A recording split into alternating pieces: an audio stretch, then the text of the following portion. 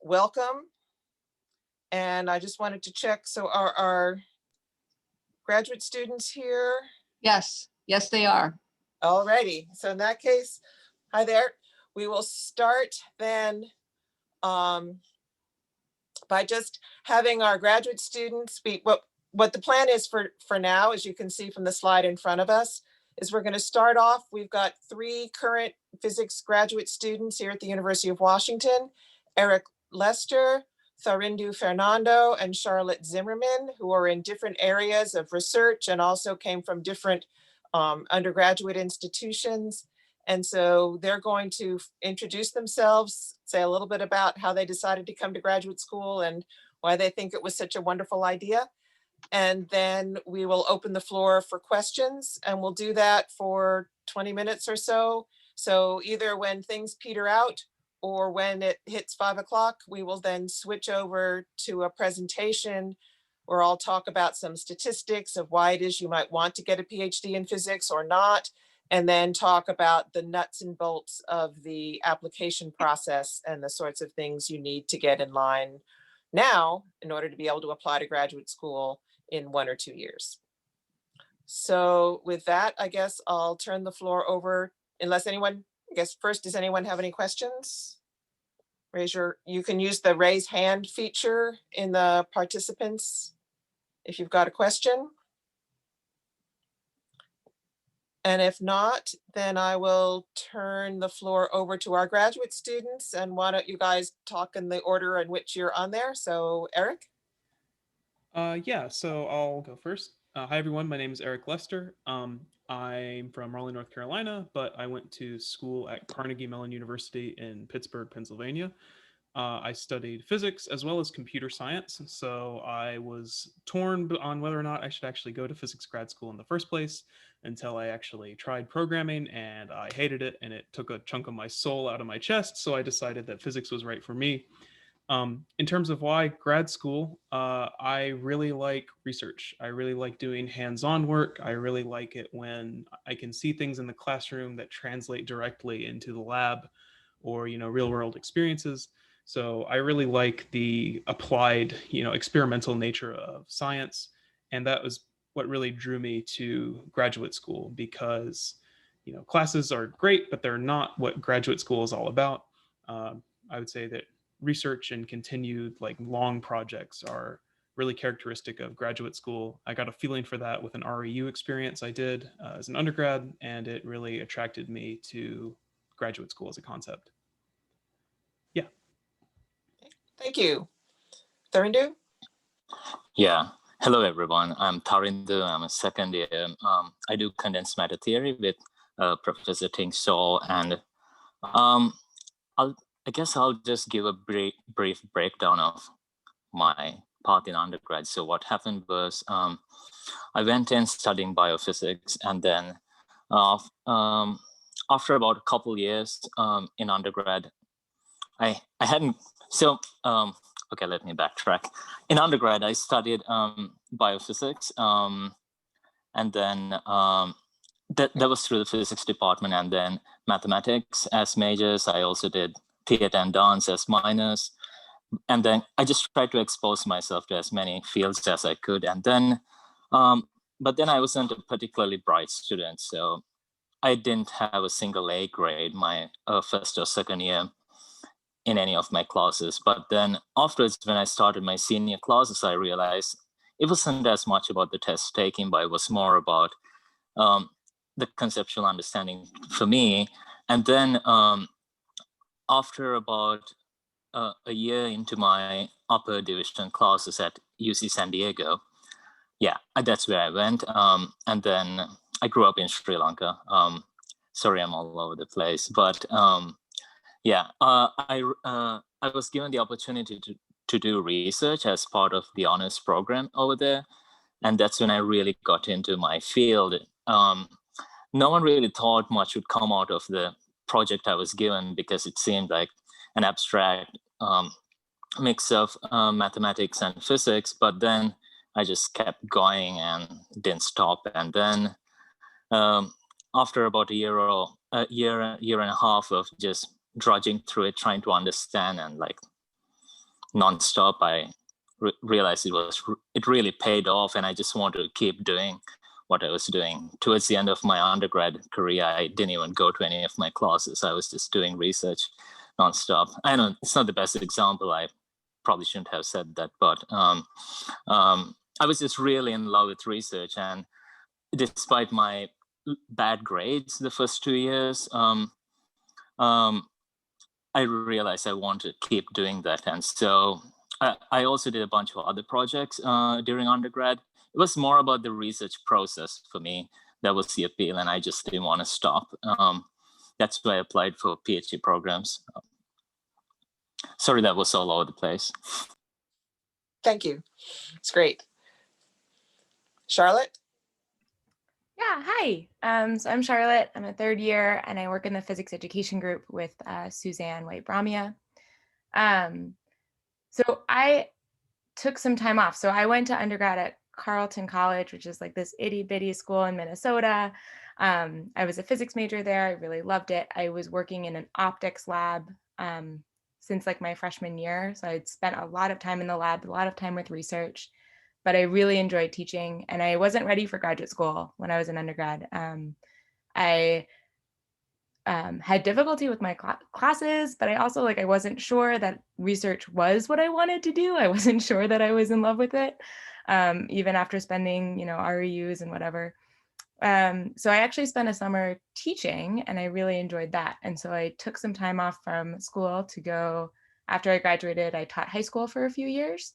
And in the process of teaching high school, I got involved with sort of the physics teaching community and learned that physics education research was an area that you could go down. And I'd always had an itch at the back of my mind to learn more physics. And I knew I wanted to go to physics grad school, but I didn't want to study optics anymore. And this seemed like a really cool opportunity. So I looked for physics education research groups, and that's how I ended up here. Hey, thank you. So at this point, we'll take questions from the floor. As I said, please use the hand raising if you can on participants, and ask our panelists questions or things that you'd like them to just comment on. Anybody out there? There's 25 of you somewhere.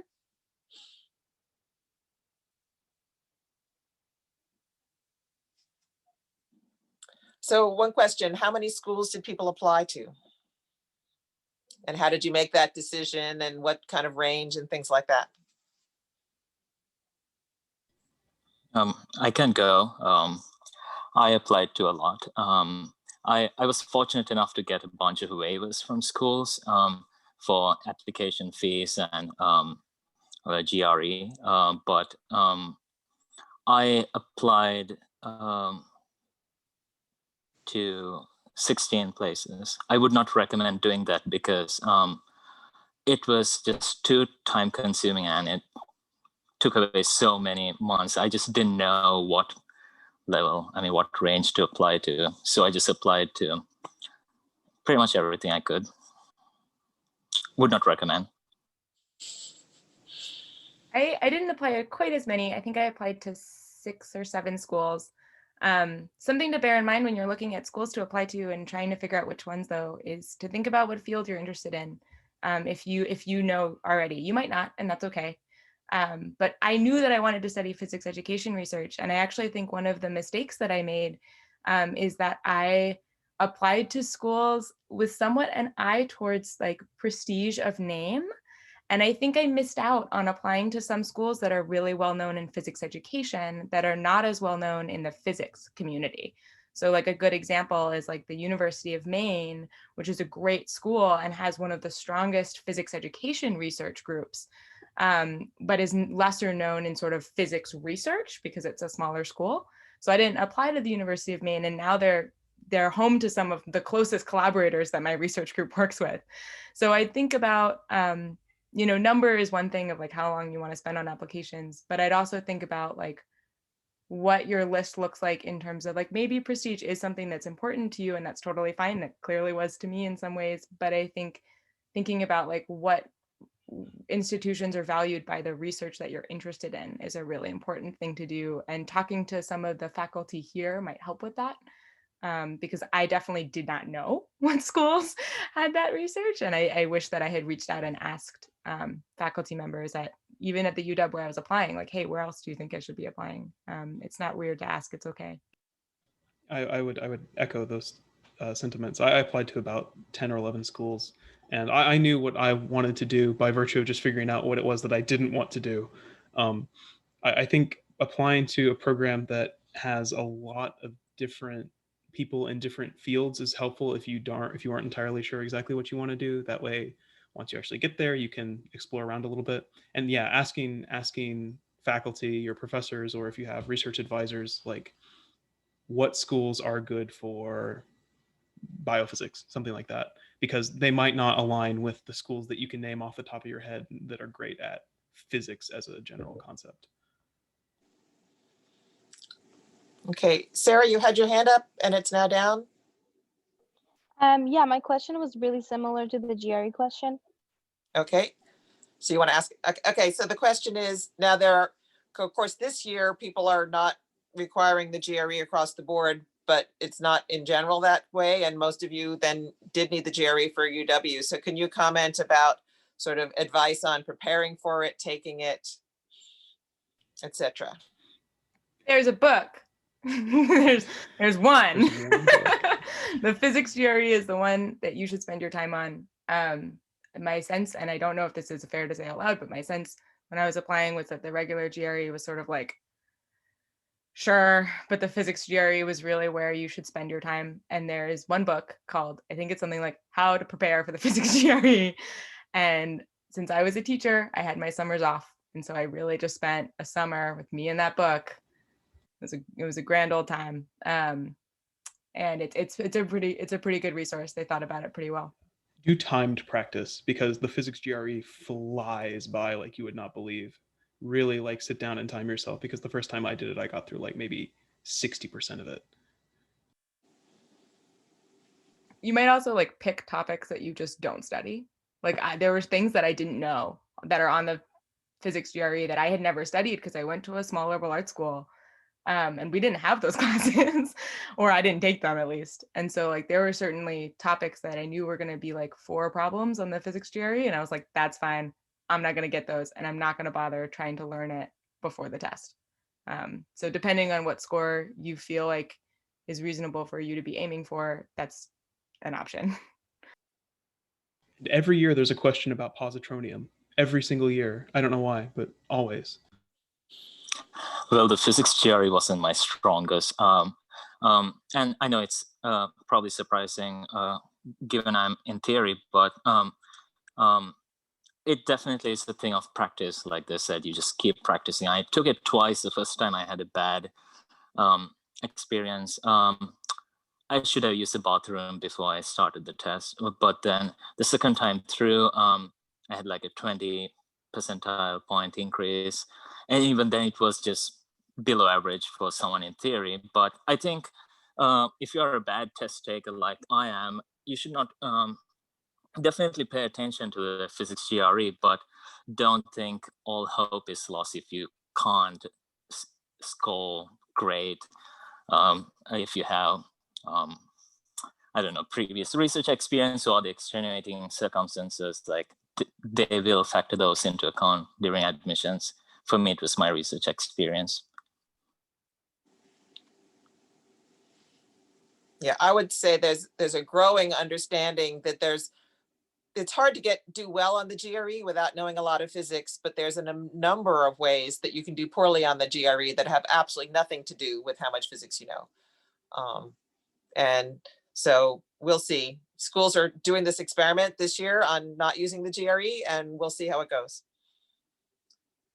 Okay, the next question from the chat is, how do you describe your research experience in your application? What if you're not sure what you want to do, or you actually decided you don't want to do what you did research in? How do you phrase that and put it into your application? Or did any of you face that of how do you just sort through your life and figure out what you want to tell the admissions committee? Yeah, I could certainly go here because I had research experience, but it was in a field completely different than it was in like particle physics, nuclear particle physics. I had professional programming experience, and I had one research experience which just boiled down to like doing lab maintenance basically on equipment. Um, what I was told by the person who was in charge of admissions at my undergrad university was that he would always look for evidence that you are willing to work on problems that are open-ended, continue working on them even if you aren't getting results. So, all the problems that you see in class have a solution, hopefully, or some closure to them. Research does not function that way. Research is an open-ended, you're doing new things. Nobody's done these things before. So how do you work with these open-ended questions, continuous, I won't say failures, but like setbacks? How do you continue to deal with setbacks? And I think those skills are like the skills that you would maybe want to emphasize more so than like, oh, I got this amazing result at this research I did. If you did, that's great, and talk about it. But if you're like, oh, I just sort of like wrote code for something and the project ended up being scrapped and it was never published or anything like that, that's still fine. Most of the stuff that you do in research isn't glorious. Emphasizing that you're willing to put in the time and that you're familiar and expecting, some of the setbacks that you'll see in research, I think is really good. It's something not enough people do. Yeah, I'd second that. I was writing my applications 3 years after doing any research. And so I sort of talked about how I felt like my research experiences, even though again, they were in a field that was completely different than what I was interested in doing, kind of what skills they taught me. And I think what Eric's talking about with like perseverance and just sort of like interest in what you're doing and problem solving and those kinds of skills can come from a lot of different directions. And so like, I happened to have a research project that I had been working on for several years and then stopped working on right when I went to do my job. So I was able to kind of talk about how those skills helped me. But my application ended up being a lot more about my interest in potential research with students based on my experience teaching. So a lot of like what I was talking about with what I wanted to do with research was actually about like the job that I had where I wasn't doing research, but I was learning how to teach and I was noticing things in my students that I wanted to study. And so kind of, I think you can find a lot of different avenues to talk about what you're passionate about. And what I think people tend to be interested in is like, what are you excited about enough that you're going to be interested in persevering through the hard work that research demands?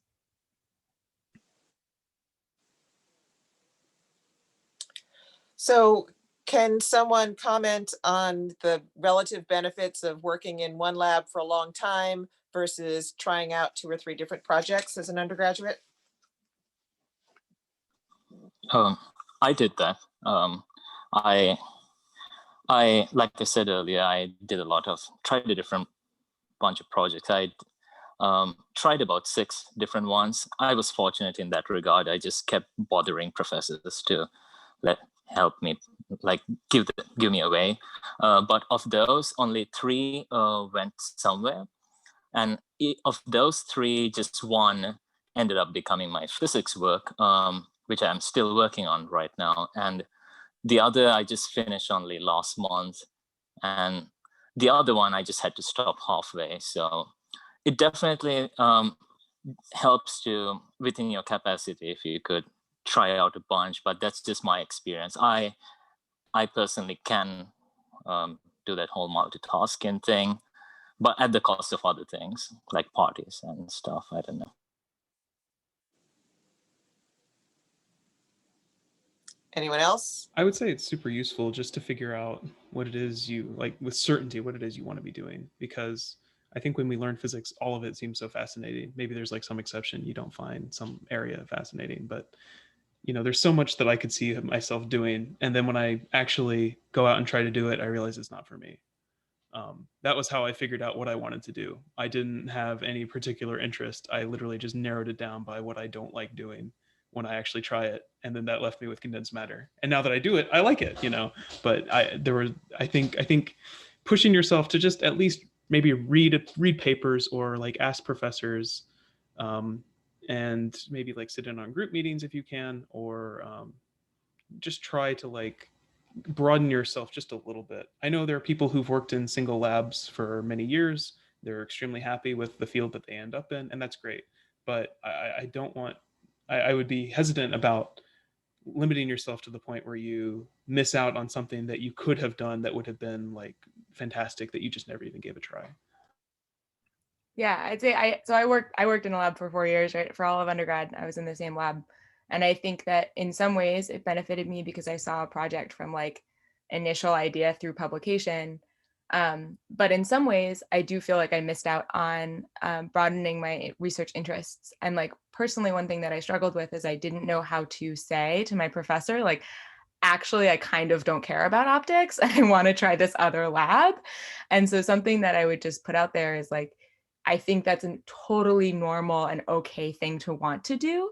So if you are in a project right now and you want to diversify and try other projects, please don't hesitate to tell your professor, because like your experiences in undergrad and with research are yours and they are for your career and for your interests. And so like that was something that I was afraid to do. And I think I probably should have tried it. I wish I had. Okay, got time for a couple of more questions. Anybody have their hand up? No, so another one from the chat. I guess, Charlotte, you're the one who took a gap year. Can you make a comment on the pluses and minuses of doing that? Yeah, I suspect they're what you expect, which is the minus is that you forget all physics that you've ever learned. And I spent the summer before coming to grad school reading all of my old textbooks. It was extremely painful. If you're planning on doing this, I strongly recommend you take the physics GRE now. Everyone told me to do that and I didn't, and it was horrible. I had to relearn everything from scratch. But you probably would have to do that anyway. So the coursework part is tough. Looking for universities that are receptive to that, like the University of Washington was really flexible when I first came in, even offering, I know there are people that have taken undergrad courses in their first year to help themselves get reoriented to grad school. So if you're interested in taking a gap year, looking for a school that values what you get out of a gap year is really important. For me, I was not ready to go to grad school. I have complete certainty that I would have failed out. I was not ready for the coursework. I was not passionate about it. And I didn't view it as a job. And so having the 3 years off has given me the perspective to view my grad career as something I'm doing for my own professional development.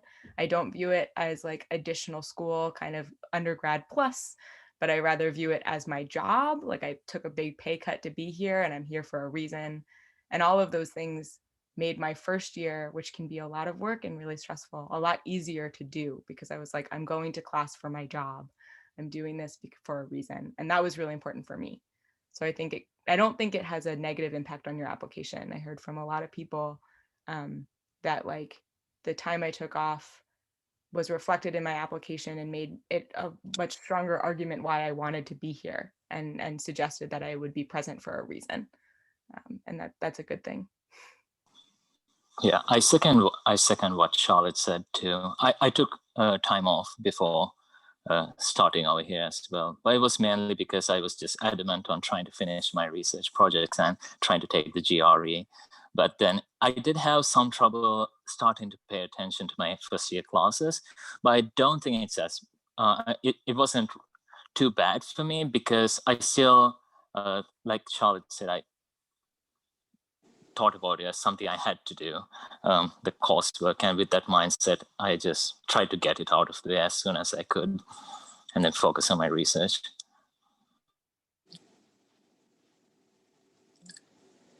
And also, if you're sort of a late bloomer, then you may actually not have acquired a record that would get you into a good graduate school by the end of your N-1 year. And so often for those students, staying and showing that you can actually do really well in the 400 level courses, and then showing that can actually make it easier to get into graduate school the following year. Okay, so I promised we'd be done at 5. It's 4 minutes of. The one other question was, did any of you apply to schools outside the US? And can you comment on that? I personally didn't, but I had a good friend who did. the process is very different, to the extent, or to like that, I would say it depends, I believe, on the nation you're applying to. Even like I know the deadlines are crazy different. They're super early, I believe. And I believe you have to have depending on the school, I believe you have to have a contact with a professor that you would like want to be joining with. I think that that's the way it works in Europe, is you have to have a professor lined up who you want to be working under. Um, if there's a particular program that you're interested in, I would say just reach out to them and ask, because they would have the most accurate information, obviously, probably more so than maybe even anyone at UW could give you, unless they are from that country themselves. Okay, thank you. I think that's pretty much it for the questions I see here on the chat, or no hands. So are there any further questions before we thank our speakers and move on? Can we put our like contact information in the chat in case people want to Yeah, reach I out? was about to ask. Yeah. Yeah, by all means, do that, please.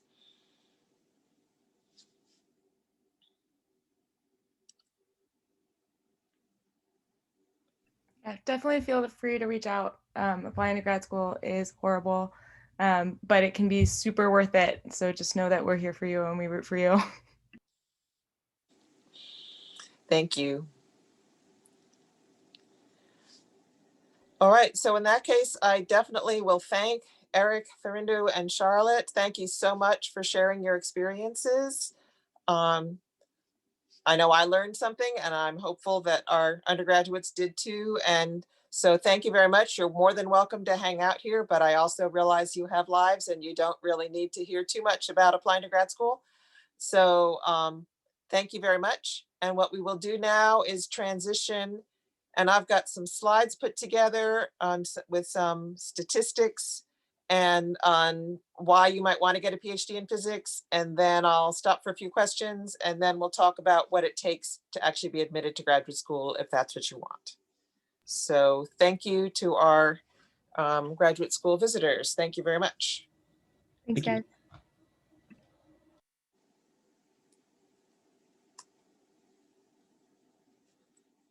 Alrighty, so now let me see if I can get things to move. There we go. So the question is, how do you decide whether you actually want to go to graduate school? And once you do decide, then how do you get there? So as most of you know, I'm Marjorie Olmstead. I'm the undergraduate faculty advisor and the associate chair for undergraduate affairs. And actually what that means is I know a lot about you guys, but I haven't actually been on the admissions committee for a while. And so the sort of the best source around for you getting the skinny on applying to graduate school is our graduate academic counselor, Catherine Provost. And because she is on the graduate admissions committee, and she's Margot's equivalent and Paula's equivalent for our graduate students. And she's always happy to talk about grad school. And then the other great source is just to talk to your TAs, talk to your professors, and find out what they think about graduate school and your chances of getting in and where you might apply. Just get information from all over the place. Okay. So one caveat, we advertised this as grad school, but I didn't actually specify what kind of graduate school. And this talk is focusing on doctoral studies in physics. Now, a master's in physics does exist, but it's actually very uncommon for anybody who's actually got a bachelor's in physics for the master's to be their terminal degree. People will get a master's on their way to the PhD. I know I got mine by just filling out a form in triplicate, and nowadays it's online. You don't even have to have 3 copies of it. So basically, when you finish your coursework en route to a PhD, you can get a master's, which is especially useful if you decide to change schools or change departments. And then the other common use of a master's in physics is someone who majored as an undergraduate in engineering, but now they need to know some quantum mechanics for their job. And so then they will come and get a master's in physics. And that's what our evening master's program is here at the University of Washington. But in general, if you already have a bachelor's in physics, getting a master's in physics does not really open up very many career opportunities for you. On the other hand, if you only want to go another couple of years and acquire something else in your bag of tricks, then a master's in some form of engineering or data science, computer science, business. That's actually a fairly common path for students who majored in physics. But I'm not an expert on what it takes to get into those graduate schools, and I recommend you talk to my counterpart in the departments that you're interested in, and they can help you of what sorts of courses and things you should add to your plan to make sure that you're then ready for these different kinds of programs. So what does it mean to get a PhD? It means that you start about the whole frontier of knowledge and you poke around and you say, where is that edge soft so that I can take some piece of it from frontier minus a little bit to frontier plus a little bit. And in a PhD, basically my favorite definition is that you start out knowing absolutely nothing about a topic, and 4 years later, you are the world expert. You even know more than your advisor about this one little piece of the universe. Now, there may not be a whole lot of people who really care about your own little piece of the universe, but that is something that you know and nobody else does. And it's really exciting. And if that's something that you want to have, oh, I'm going to discover something new, then the PhD is the place to go. Another thing your PhD is sort of your license to think. If you want to be working on a project where you're the person who is guiding the project, who is writing the proposal and convincing people to give you money for it, or teaching other people how to do that project, for that in physics, you need a PhD. On the other hand, if you are perfectly happy to be one of those people who's working on the project and participating and being active in it, but not necessarily running the show, you don't need a PhD. You can be active in research as a technician or as the equivalent of a graduate student level person. You can do that without a PhD. So why do you want to go to graduate school? It should be because it actually gets you to your goals as you go from where you start through graduate school to what it is that you want to do. And so grad school is really exciting because you're actually participating in that intellectual frontier. You're getting excited about what's there, what wasn't known before, what's known now, what can I do to make a difference? That's a really fun part about graduate school. Another thing is just to get a much deeper understanding of physics. In the undergraduate program, you go and it's a very broad program. You see a little bit of everything. And then in graduate school, you'll pick one piece of that and you'll go in much deeper. You also might want to go to graduate school because you want the kind of a job that requires a PhD. But you should not go to graduate school just because you have nothing better to do. And you should not go to graduate school because mom and dad think you should, or because your visa is going to run out and you've got to go home and you really don't want to go to graduate school, but it's the only way to stay here. In general, that's not a good reason to get a physics PhD. Students who are not motivated themselves to go to graduate school tend not to graduate. And so you're much better off finding something that is interesting, maybe getting a master's in something else or whatever. But if you're not really excited about physics, then it's going to be a real challenge to get through when the going gets tough. So what else can you do? The American Physical Society and American Institute of Physics, they have a great statistics division where they keep track. And when you guys graduate and you get their survey, please fill it out. And one of the results of that survey is talking about where students have been and what do they do rather when they graduate. And this is now over the last 25 years or so, since 1996. And what you can see is, except for a dip in the middle that sort of ran from the dot-com crisis to when we were recovering from the 2008 recession, a little under half the students get a job straight with their bachelor's. About a quarter will go to graduate school in physics or astronomy. That was higher when the economy was not in as great shape, and I expect it will get higher again now with the current recession. About 20% go to some other form of graduate school, and only about 5% are actually still looking for a job 1 year post-degree. The number so this is the percentages. The number of people getting a bachelor's in physics has been rising over that same period, with essentially a more than doubling over the last 20 years.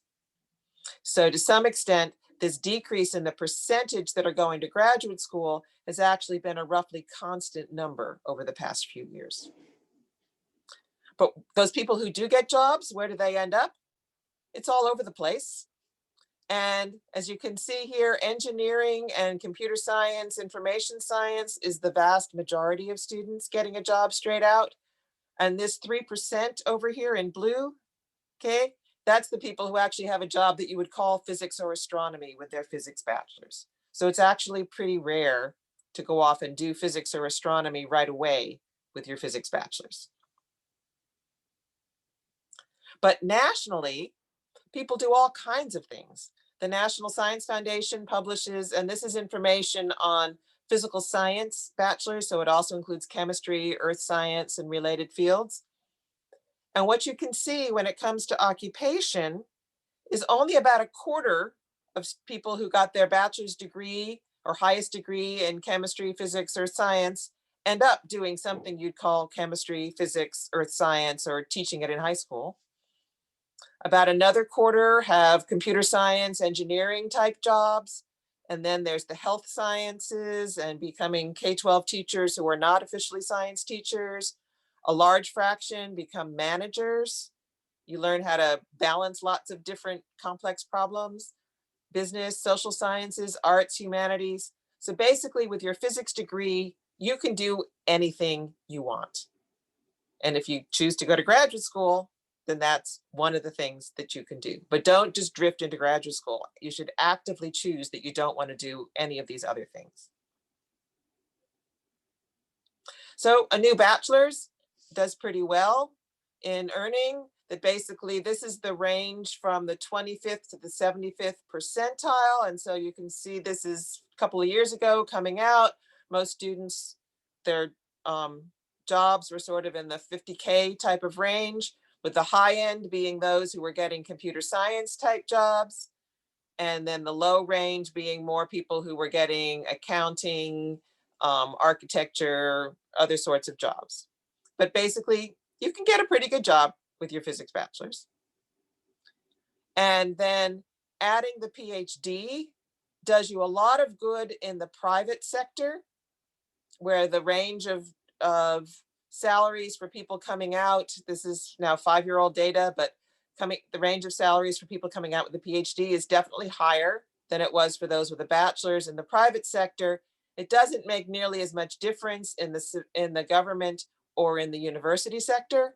Basically, you don't get a PhD in physics because you want to make money. You get a PhD in physics because it's so cool to learn physics. So who gets a PhD?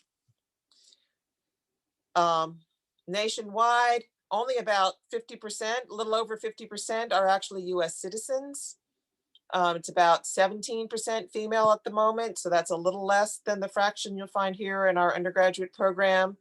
About 27% are non-white. So it looks a lot like the physics department that you're going to see around here, but a larger fraction in the PhD program will be from abroad.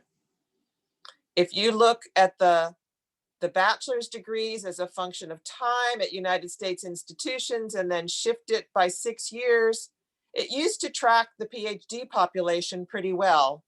But over the last 5 years or so, the PhD population has not been growing while the bachelor's population has.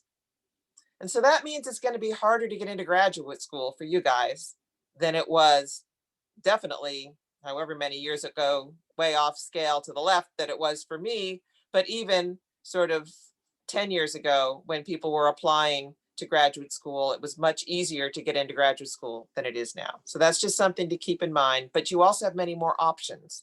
It's much more common now for physics undergrads to go off and get a degree in engineering or computer. Actually, data science didn't exist 10 years ago.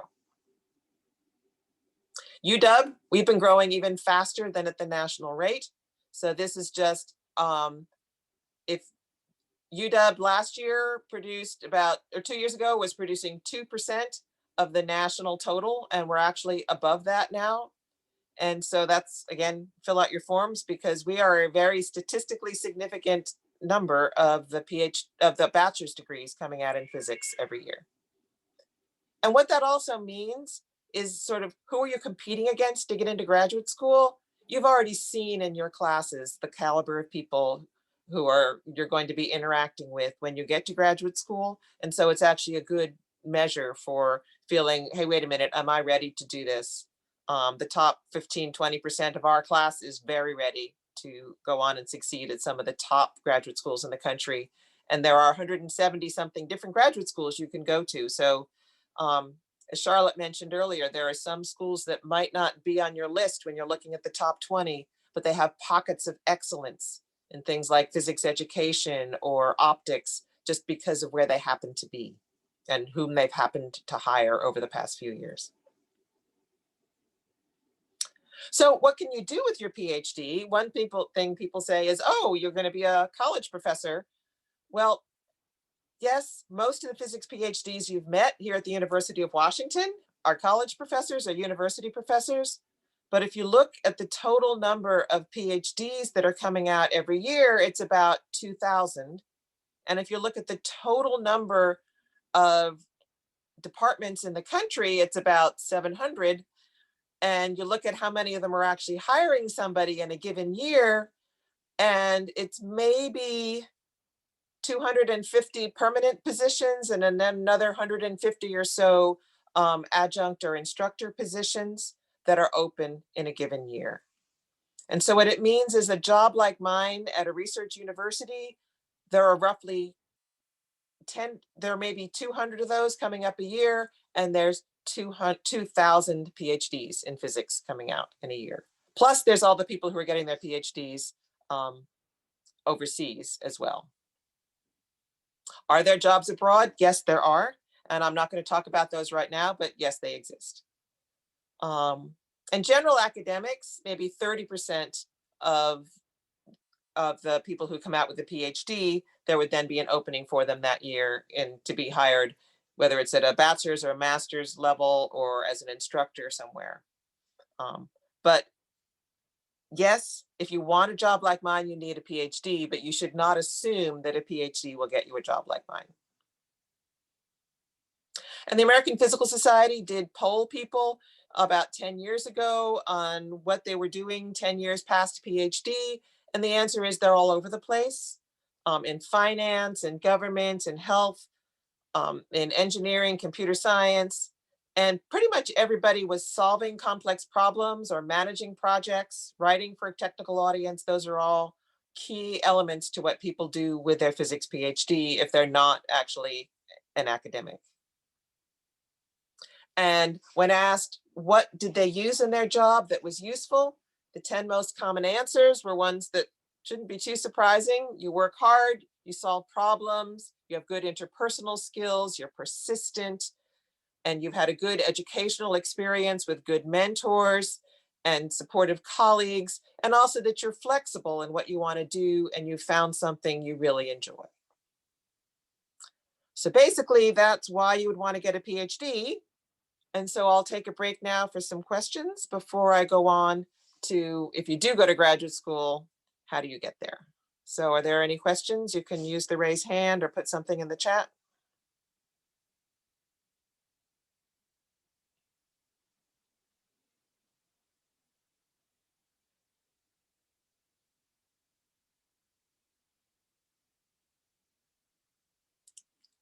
Okay. Alrighty, so let me just shift position here. Alrighty, so, okay. So how do you go about gaining research experience during distance learning? That's a good question. It's not an easy one to answer because unfortunately we can't really train you in the lab without breaking social distancing. But there are many aspects to research that don't actually involve hands-on experiments. One good way to get introduced to research is to do our directed reading in physics program. That's Physics 498. And what you do there is you'll get teamed up with a graduate student and do what the first step is in any new research project, which is you start reading the literature and you find out where that frontier of knowledge is. So that's an important thing that you can do just remotely. Another thing you can do is to get involved on data analysis. So for example, in astronomy or in high energy physics, that data is not taken here in the building. That data is taken off-site by other people, and the people in the building are working on analyzing that data. And so those projects are still going forward as well. And even in the tabletop labs, there's modeling that needs to happen. There's computational physics that happens. And so brushing up on your computer skills and your literature skills are important things that you can be working on now, even during COVID. And yes, Physics 498, that's offered autumn, winter, and spring. The application will be open soon, and it will probably close on the order of the last day of classes, and then we'll get people matched to projects, with graduating seniors getting first priority, but if there's openings, there's actually projects all over the map in that directed reading program. Okay. Any other questions before I move on?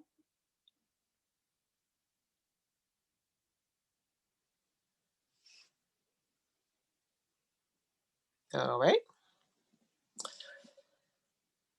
Okay, so what is graduate school? Oh, is DRIP only on physics? It's basically you're teaming up with physics graduate students, but the math department has an equivalent program. So if you're interested in that one, I know that math has one, and I'm not sure about other departments, but we modeled ours after math, so I know that one exists.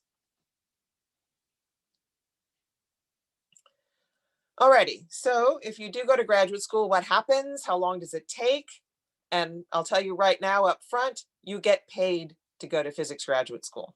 It is not a case of you financing graduate school. It's a case that they pay you. It's break even. You're not going to pay off your student loans, but you are a student, so you don't have to until you're done. And then how do you figure out where to go and what are they looking for? Okay, so the standard path to a PhD is you arrive, and most students spend their first year pretty much just taking classes. The core is basically the 3-2X classes we have here. The reason we recommend that someone heading for graduate school takes as many of those as possible: the E&M series, the quantum series, statistical mechanics, classical mechanics, is because you're going to take those courses again in graduate school. And graduate schools look very much at those to figure out what is the, sort of how well you've done in those classes. They generally consider to be a pretty good predictor of how well you're going to do in those first year graduate classes. So most places you'll be taking 2 or 3 classes at a time in the first year, but then you'll move on and you start reading about other people's ideas and figuring out where that frontier of knowledge is. You start going to group meetings and tagging along with more senior students. And then you start dreaming up your new ideas, and then you get a project. And so you'll start to take data or do calculations, and then you figure out what it means.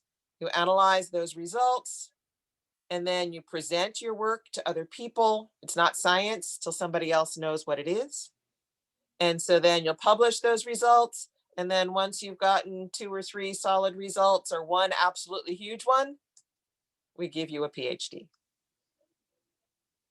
And so the first part of sort of acquiring the skills you need in order to do research and acquiring the knowledge that you need takes in general 2 or 3 years. Most people get into a research group at the end of their first year, but are still taking some classes and figuring things out for the next year or so. And then you start taking the lead on a particular research topic, whether it's an experiment or a calculation, and then that takes another 2 to 4 years. So how long does it take then? This is data. The median time and also the mode is about 6 years, and it's very rare for someone to finish in less than 4 years, and that's, or even less than 5 years. And that would basically be someone who came in with a master's and didn't need to take those first year courses, or someone who was incredibly lucky and had an experiment that worked the first time. But it's most common to be 5 or 6 years, and then maybe up to 7.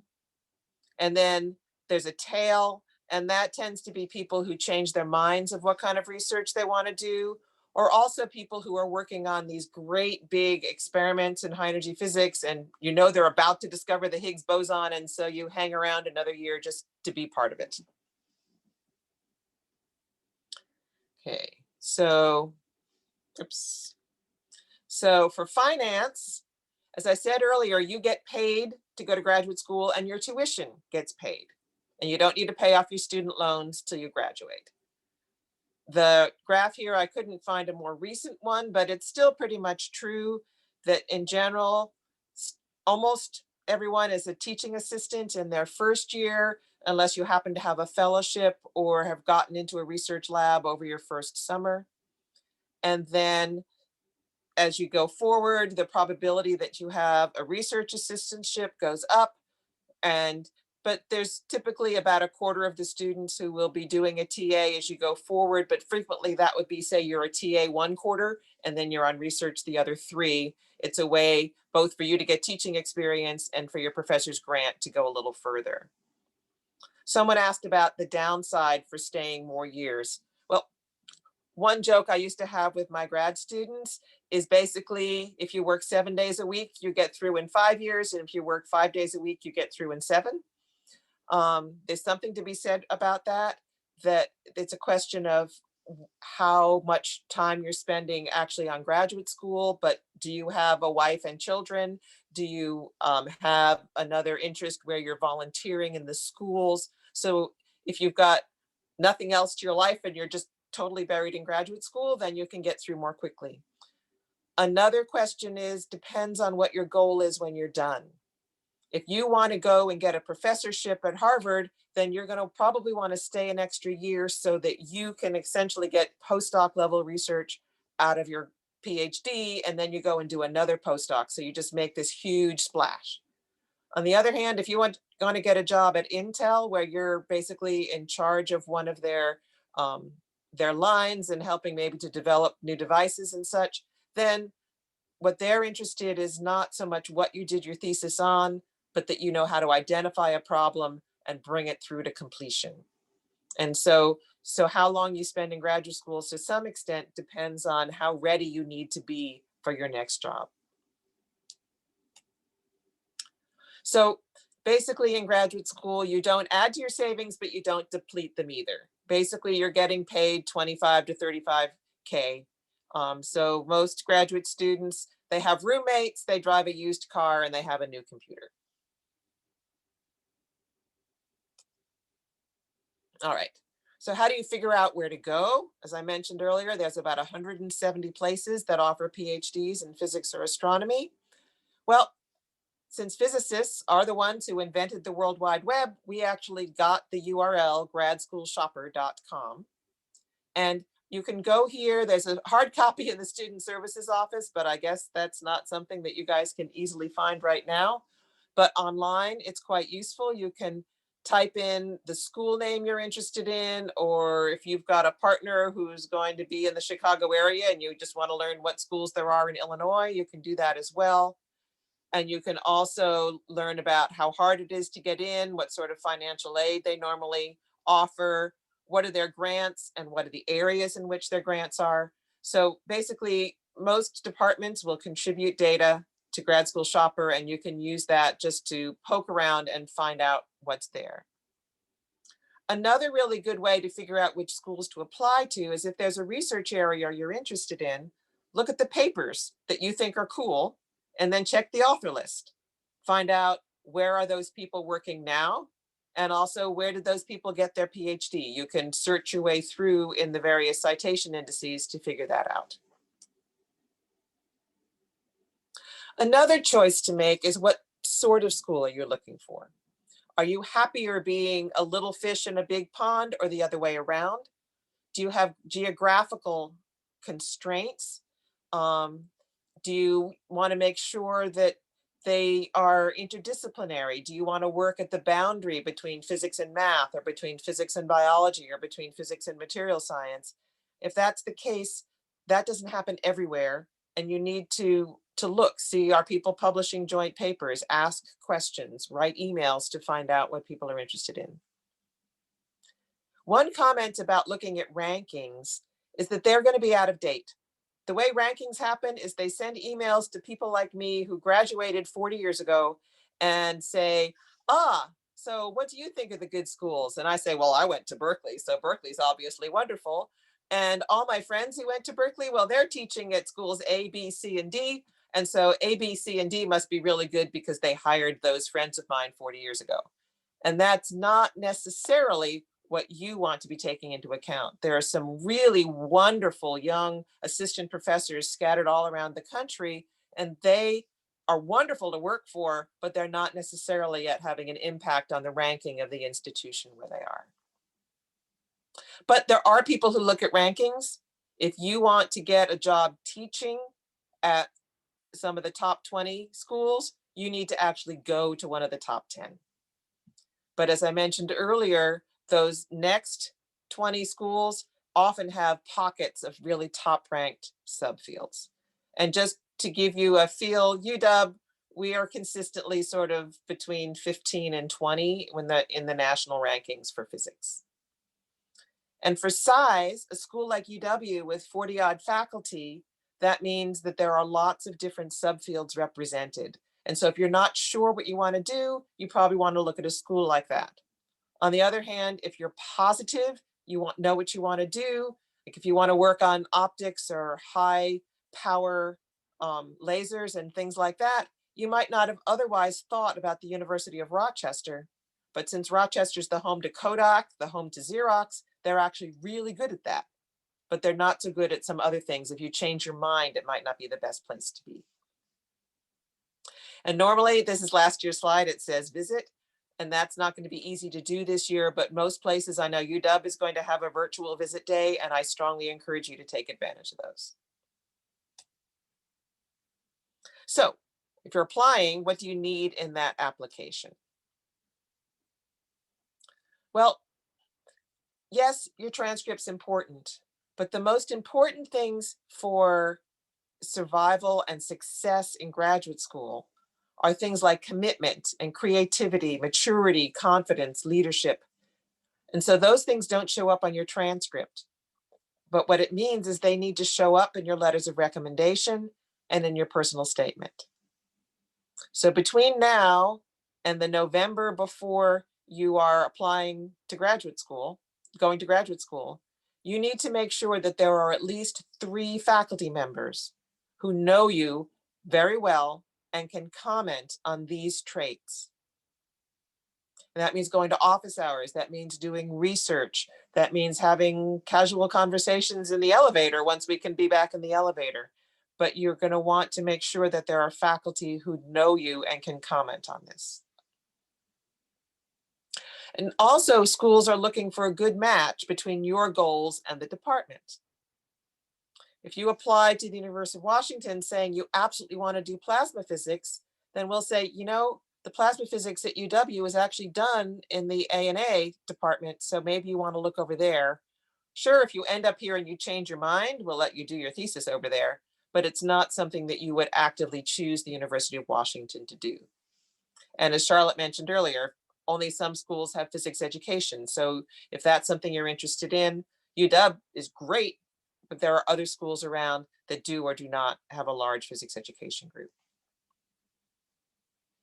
Another thing that's important is that you have a successful independent experience. They're going to expect you to have that from University of Washington, just because we are a research institution. They're going to expect you to have reached out and found some sort of either an engineering club experience or a research experience.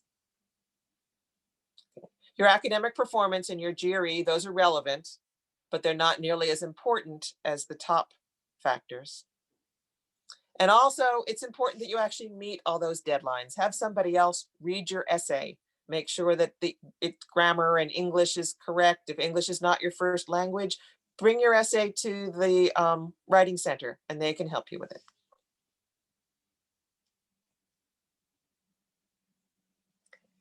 Oh, there was a question about, okay, social life and time dedication. I'll get to those, I think, at the end. Okay. Just to give you a note about the University of Washington, we typically have about 700 people apply to the University of Washington. We admit 90 or 100 and then enroll about a quarter to a third of those. Typically, the physics GREs of our admits are in the low 800s and admission is rare below the mid 600s. But note that this year we're doing an experiment. We're not going to have the GRE about most students. And so we'll see how that goes in the future. But undergraduate GPA, the average here at University of Washington for students that we admit is about 3.8, and it's very rare below 3.5. I did look of UW students who applied.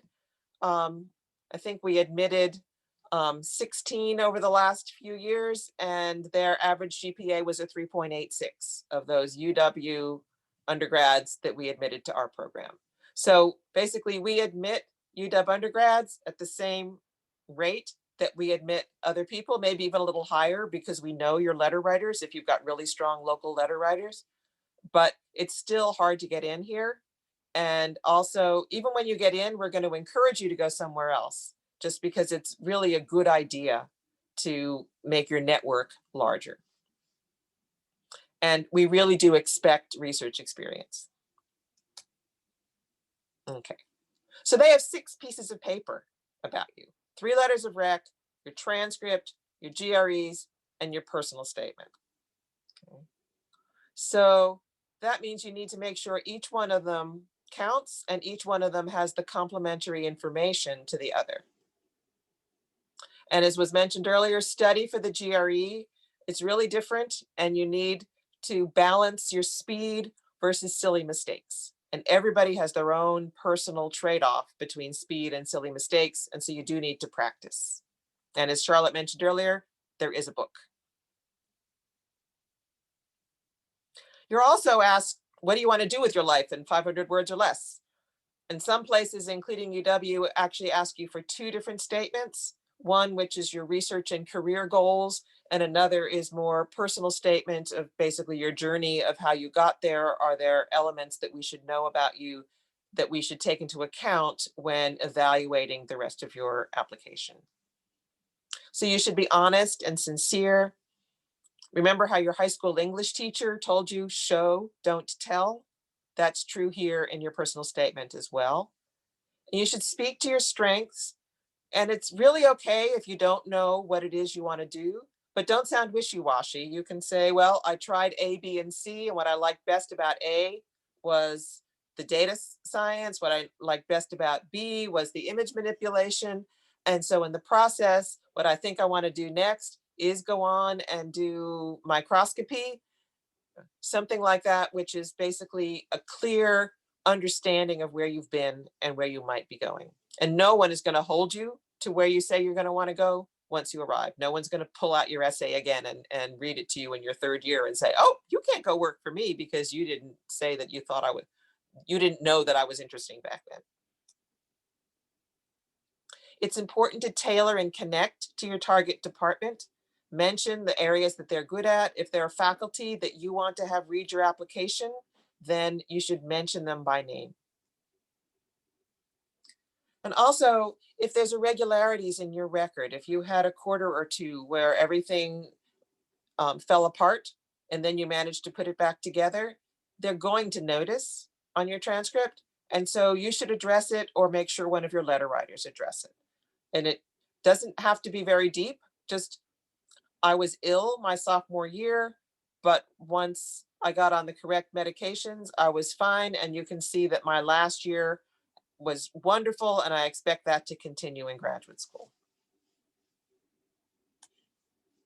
And also, as I mentioned earlier, edit it and also give a copy to the people who are writing letters of rec for you, because then they can both A, give you feedback on it, and B, reference it in their letters to make sure that they complement what you've said.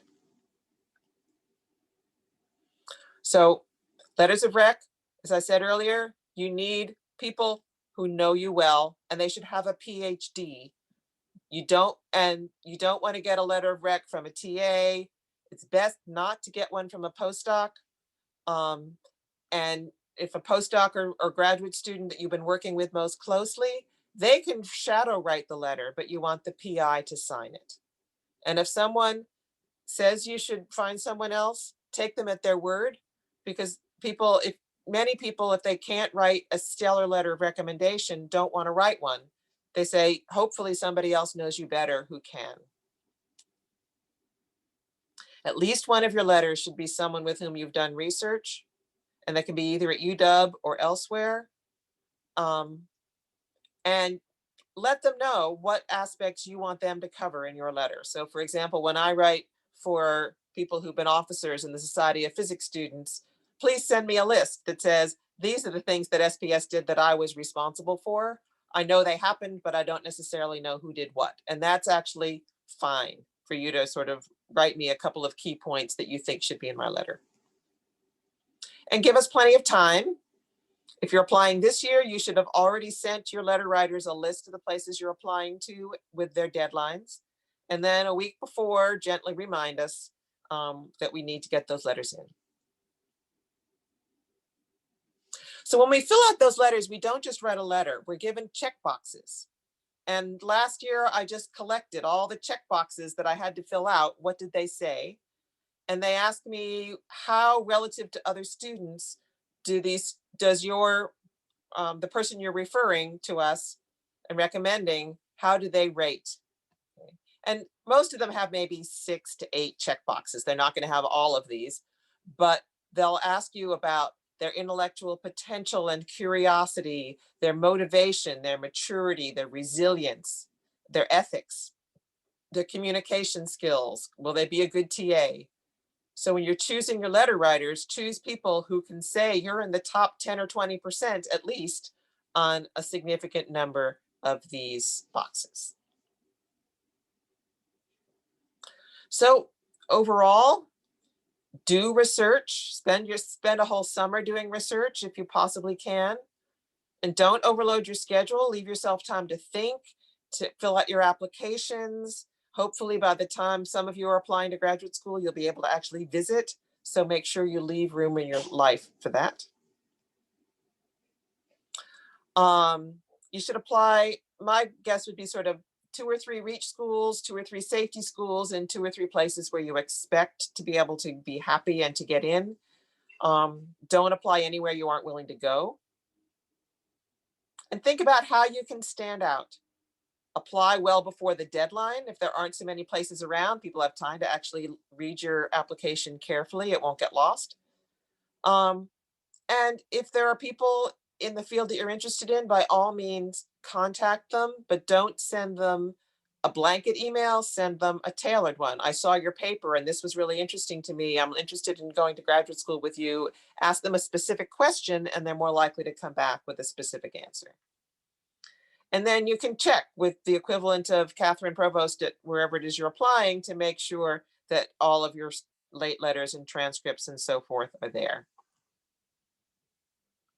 So it's not for everyone, but grad school in physics can be a really grand adventure. It's looking back, it can be some of the best times in your life. It's wonderful. You have no other obligations but to just be intellectually curious. And you're actually getting paid to be curious and to talk to people. It's a really pretty good job. So that finishes my prepared response. A physics PhD can get you ready for all kinds of things. And if you're ready to work for it, be an indentured servant and work on subsistence wages for about 6 years, go for it.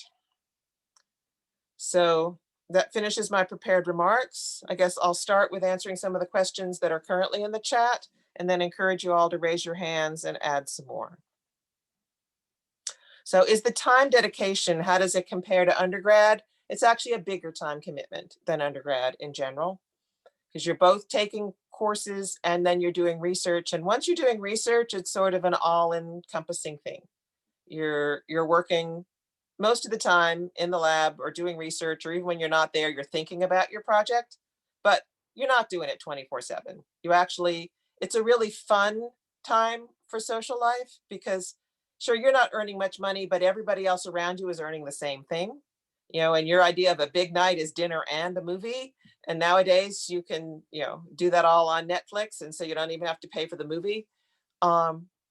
And so that kind of camaraderie and social interactions, and the friends you make in graduate school are friends you keep for the rest of your life. And it really is an exciting and fun thing to do. And yes, so yes, do you bond with the people in your program? Definitely. You're doing problem sets together in your first year and you're working in the lab together from then on, going to group meetings. Some groups do retreats and things like that. It's definitely, every group has its own atmosphere, but many of them are highly social. Okay, are there DRS accommodations for graduate programs? Yes, I mean, that's the sort of thing, definitely you can apply on the GRE to get accommodation. You need to start that process a few months before you're going to take it, just because it's kind of a pain, but it does exist. And then usually in school, once you're there, it's more one-on-one and you'll be talking with your professor, but definitely there are accommodations. Okay, and so when you're taking a gap year, what do you do about letters of rec? Well, you're probably going to have one or two letters still. It's like, especially if it's only 1 year, you'll want a couple of letters still from wherever it is you were doing as an undergraduate. But to have one or more letters, then one, maybe two letters, depending on what your work experience is, to be from your supervisor, that's fine. Clearly, if you have a tech research type job, you definitely would want to get a letter there. If you're working as just bagging groceries somewhere to make ends meet while you're trying to figure out what to do next, then you're better off having your letters come from your previous contacts in academia. Alrighty, so what's a postdoc? Okay, so you get your PhD and you're ready to go, but then what do you do next? If you want to go on in academia, you need a bigger bag of tricks than you get just from your graduate school. But what takes you 4 years as a PhD to define a problem, figure out where the frontier of knowledge is, gather all the resources, and then figure it out, that only takes about 2 years the second time you do it. And so postdocs are shorter. And so you tend to do a postdoc where you'll have one set of skills and knowledge, and then you'll go to some place which is complementary. So for example, my thesis work was throwing lasers at a surface and understanding what was happening. And then my postdoc, I went to a synchrotron where I had a much different kind of radiation that I was throwing at my sample. And I started putting some stuff on top of the surface. I was doing interface physics instead of surface physics. So it's that kind of building on your current skills to go out in new directions. So postdoc tends to be for a couple of years, and it's pretty much necessary if you're going to go on for an academic job, but if you're going straight into industry, then that's not necessary to do a postdoc. Okay, are there other questions? People want to raise hands or ask more questions? Has this been helpful? Is there stuff that we left off?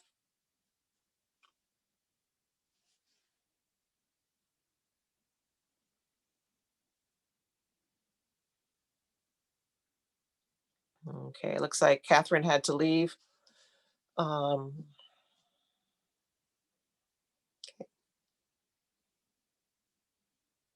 So grad school is fun, okay?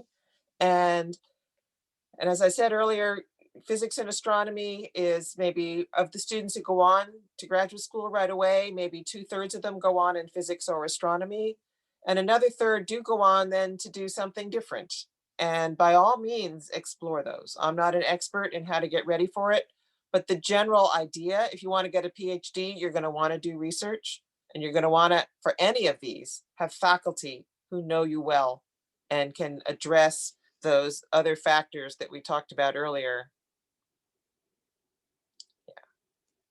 All of these different kinds of factors. These are things that we don't necessarily teach you in the classroom, but they're related to your success in the classroom, but they're especially related to your success in the lab and in the research group. And so strongly encourage you to think about how you can develop these skills going forward. And for help on the personal statement, yeah, ODeGuard is helpful. And also the grad students you're working with in research are helpful. Basically, anywhere you can get another pair of eyes on your statement, go for it. And think about when you're doing it, what somebody really needs to know about you to understand why you are right for that graduate school and why that graduate school is right for you.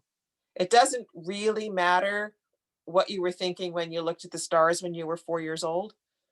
What does matter is now that you're 20 years old, what you plan for your life and what your goals are and how graduate school is going to get you there.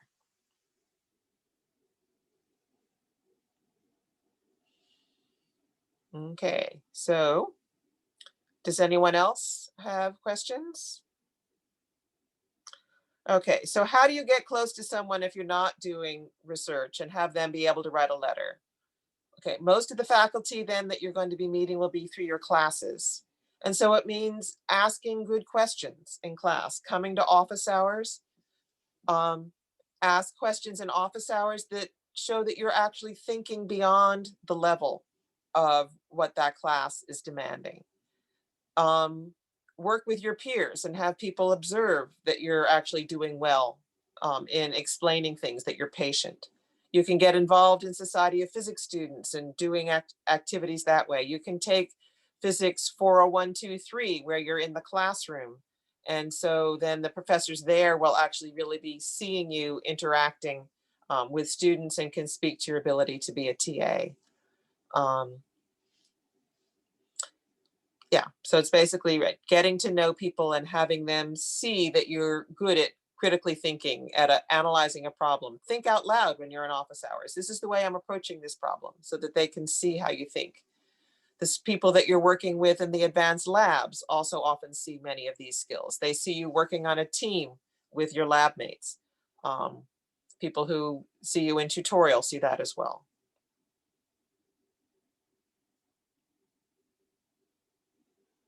Are there other questions? People either want to raise their hand or type something into the chat.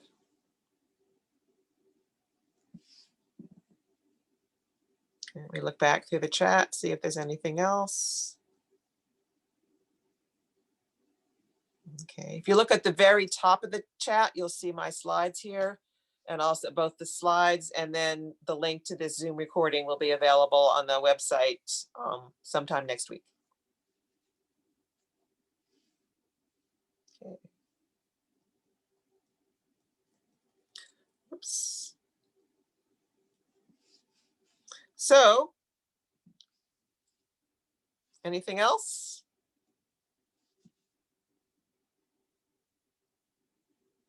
Can I send the link again? The answer is maybe.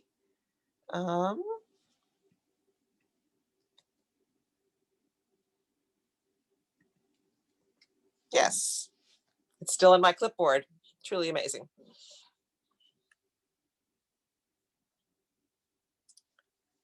Yeah, for those of you who are just arriving as transfer students, the reason we encourage you to come to this now is so that you start thinking about things like planning to make sure you've actually taken your 3-2X classes before you apply to graduate school, thinking about getting into research early. Getting to know faculty takes time, and the sooner you get started on that, the more fun you're going to have. So yes, so have fun.